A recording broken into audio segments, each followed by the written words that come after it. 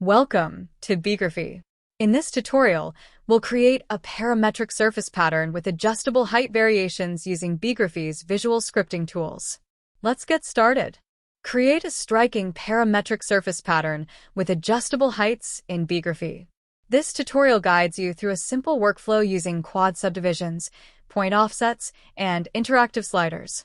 Learn to use the Remap Numbers component for precise height control and craft customizable designs effortlessly.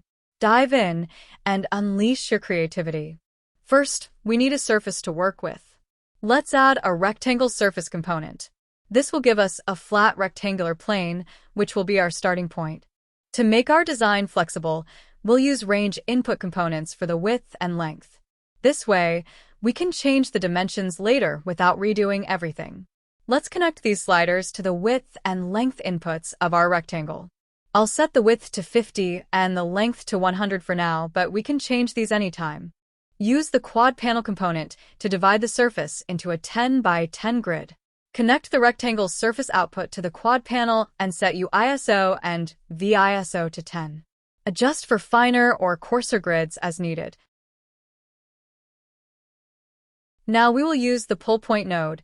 Select a point and calculate the shortest distance between this point and the centers of the squares. To clarify, you'll use the list item component to select a point from the centers list.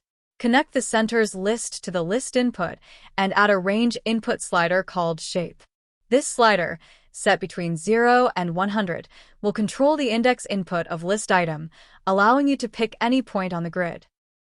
To create height variation, we first use the bounds component to find the min and max z values from the selected point list. Then, we use the Remap Numbers component to map these z values to a new height range. The item output from pull point is connected to number in Remap Numbers, while the min and max from bounds define the input range. Two range inputs, height min 10 and height max 100, set the output range, remapping the z values to the desired height.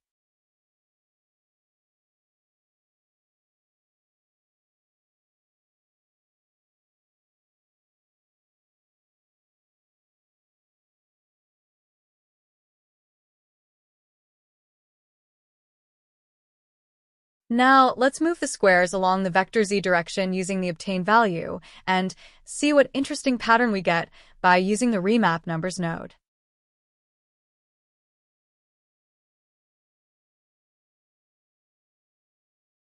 We will move all the variables to the left side for easier access. Now, select the nodes, right-click, and choose Hide to remove unnecessary geometries. Thanks for watching. We hope this tutorial helped. For more on computational design, please like this video, subscribe to our channel, and hit the bell icon to get the notifications. See you in the next tutorial.